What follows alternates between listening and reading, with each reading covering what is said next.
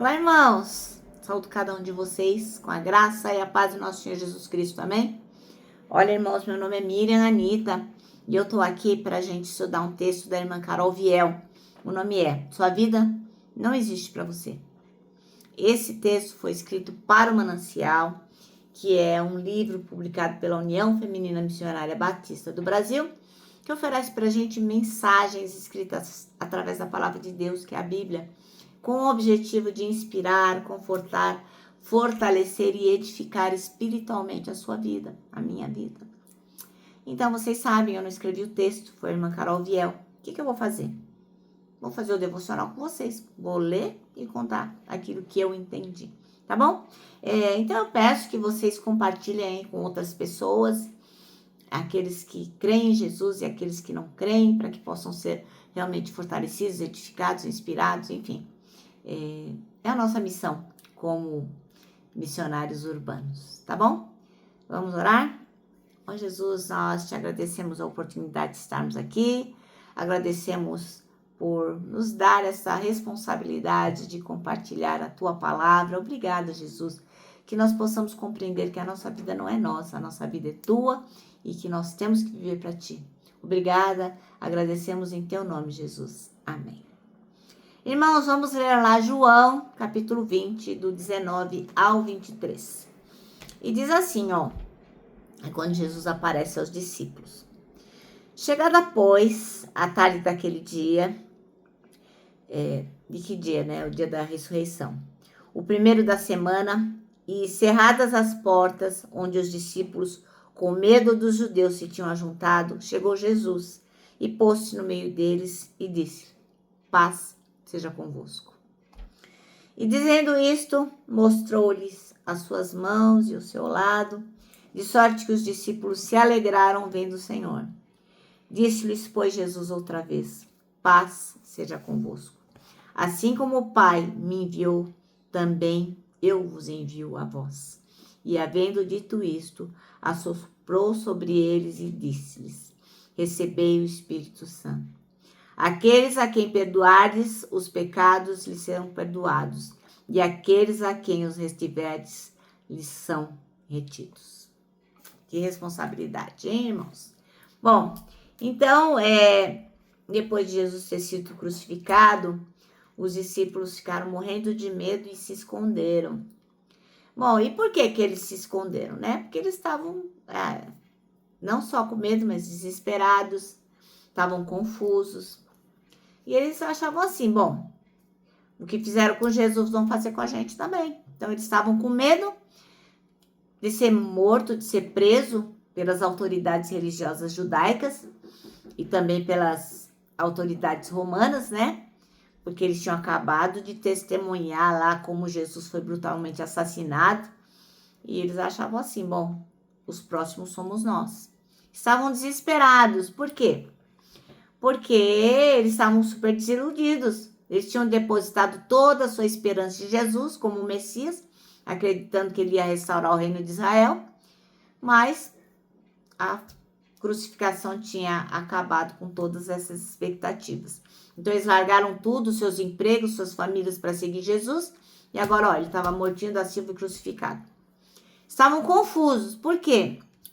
Porque eles não estavam entendendo o que estava acontecendo. Ele não tinha entendido porque Jesus, aquele homem, aquele Deus que fez tantos milagres, ensinado com tanta sabedoria, agora estava lá, crucificado, feito um criminoso.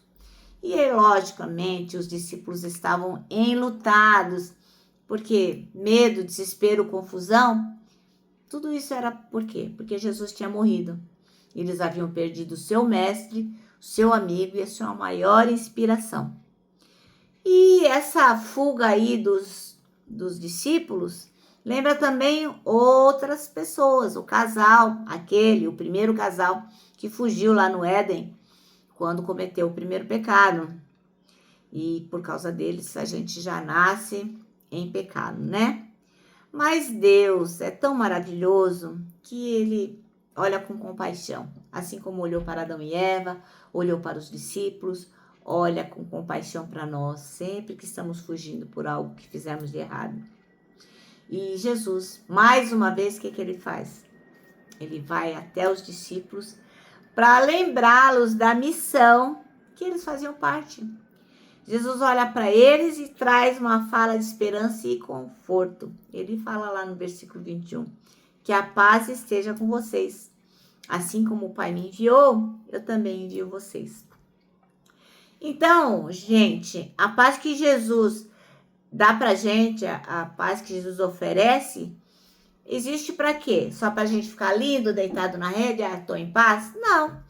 Essa paz, ela existe para que a gente viva para o serviço do nosso Mestre. Jesus Cristo foi enviado por Deus e Jesus Cristo nos envia. Quando a gente crê em Jesus Cristo, Ele nos concede o Espírito Santo. Quando você faz a sua oração de entrega e fala, Jesus, eu creio na sua ação salvadora, imediatamente Ele nos dá o Espírito Santo e nos possibilita vivermos uma missão. A missão de falar do Evangelho para todas as pessoas, para que elas também possam ter a oportunidade que nós temos de servir a Jesus. É Deus quem nos chama. É Deus quem nos capacita. É Deus que manda a gente e está com a gente durante todo o tempo. Que alegria a gente poder confiar e descansar no Senhor. Que alegria saber que a gente não tem que fazer nada pela nossa própria força, pelo nosso próprio braço. Assim como Jesus fez com os discípulos naquele tempo, Ele faz com a gente até hoje, que somos discípulos dele.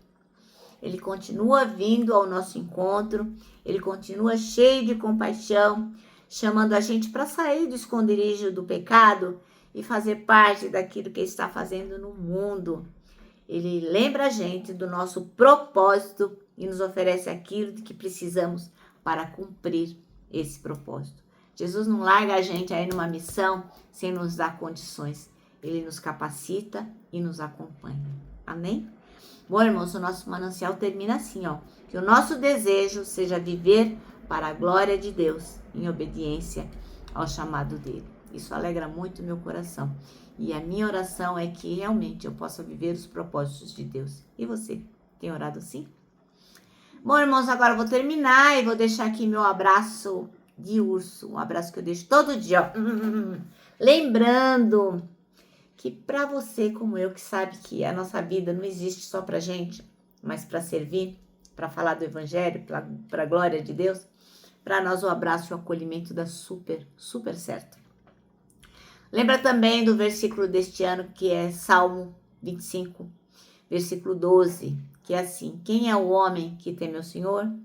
Ele o instruirá no caminho que deve seguir. Agora eu vou terminar me despedindo com uma frase do pastor e escritor A.W. Tozer, que diz assim: tudo que está errado, tudo está errado, tudo, até que Deus venha e conserte as coisas. Amém?